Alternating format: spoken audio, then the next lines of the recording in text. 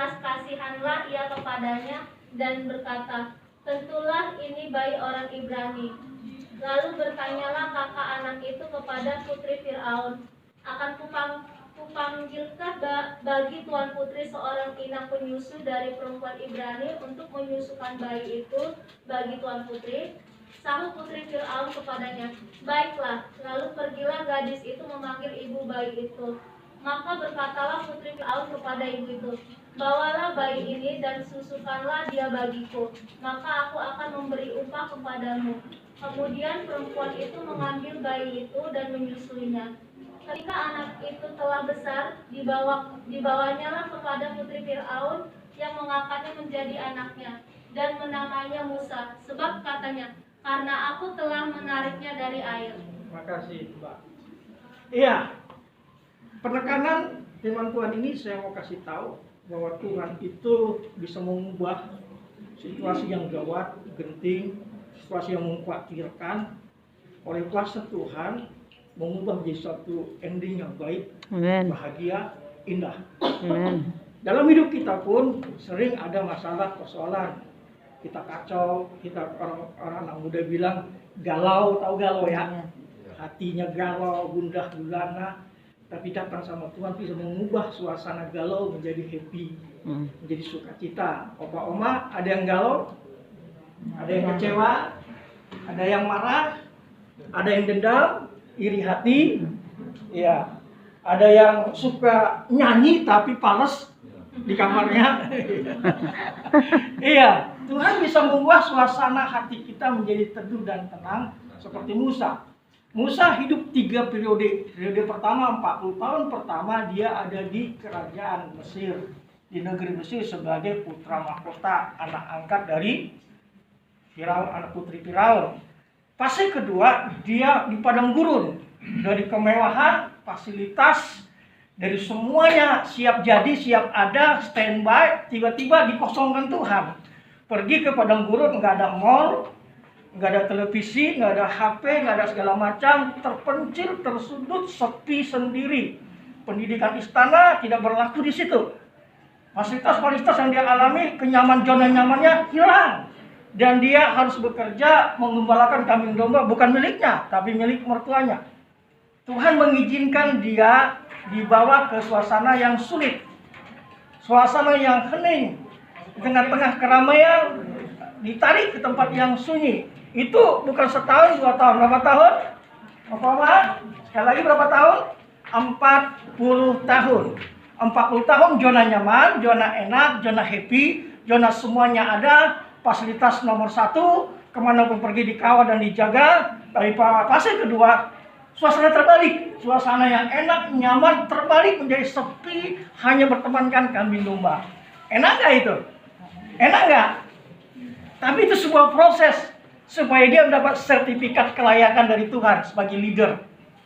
Allah memproses hidupnya, Allah memproses hatinya, pikirannya, semua yang dianggap nomor 1 tadi tiba-tiba kosong, supaya Allah mempersiapkan dia menjadi leader, pemimpin untuk membawa umat Israel 600.000 laki-laki. Belum termasuk istrinya, anaknya, berapa kira-kira? Kalau 600.000 itu nikah semua, berarti 1.200. Kemudian kalau punya anak 1 aja, hitung aja berapa juta yang Musa pimpin. Iya, kita lihat kelahiran Musa. Suasana genting, bahaya. Siapapun bayi laki-laki dibuang dan dibunuh. Waktu itu nggak ada USG. Udah 4 bulan, 5 bulan, wah ini cowok, gawat, bahaya.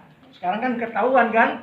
Kayaknya dalam 4 bulan, sebelum 6 bulan udah ketahuan apa jenis kelaminnya, monas atau tidak gitu ya. Ya, jadi waktu itu Musa lahir di tengah-tengah ketakutan. Ayah, ibu, kakaknya Maryam, gimana ini? Ini laki-laki adik saya, keluarga kita kelahiran bayi laki-laki, ini bahaya. Disimpan seminggu masih bisa bertahan. Apa anakmu? Nggak dikasih tahu, saudara. Ya, nangis apa?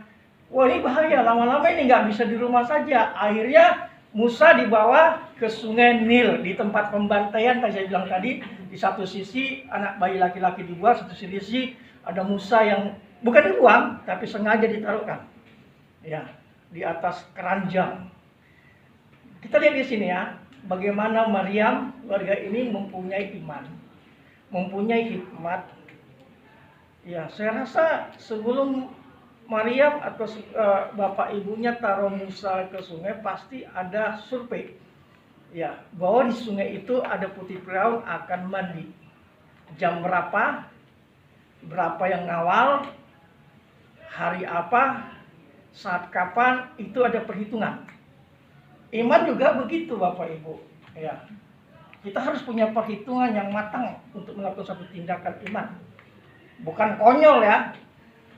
Iman bukan versus konyol. Ya. Saya beriman. Tuhan Yesus puasa 40 hari. Saya pun puasa 40 hari. Nggak makan, nggak minum. Mati. Ya. Tuhan nggak suruh. Saya beriman. Petrus berjalan di atas air. Ya. Apa aja di atas air tenggelam nggak? Gaya batu. Ya. Kalau Tuhan nggak suruh, jangan. Ya, itu kan Petrus jalan. Tuhan suruh nggak? Tuhan suruh. Saudara naik kapal feri nanti mau nyebrang dari Lampung, dari Merak ke Bakuheni ya, kemana tuh? Ya, Lampung. Wah, Petrus bisa jalan, saya pun jalan. Saudara nggak bisa berenang, mati. Karena Tuhan nggak suruh. Ya. Jadi saking situasi yang genting itu, orang tuanya nggak sempat kasih nama. Yang kasih nama Musa itu putri Firaun, artinya diambil dari air. Ya, Mama dulu dikasih nama nggak sama orang tua? Potong ayam ya, potong babi kali kalau dia orang kaya gitu ya. Bawa ke gereja kasih nama, dibaptis segala macam gitu ya. Ya, Musa nggak sempat karena situasinya menegangkan. Takut, gelisah, setiap hari ada ancaman bahaya, bayang-bayang maut. Musa lahir seperti itu. Ya gimana ini? Tetangga ngelapor kepada prajurit, kepada kerajaan, ada bayi laki-laki di rumah kita, tidak hanya Musa. Kita pun orang tua keluarga bisa dibantai ini. Sini kita belajar bagaimana Tuhan itu ada. Amin. Tuhan itu berkarya. Suatu kali ada seorang ateis.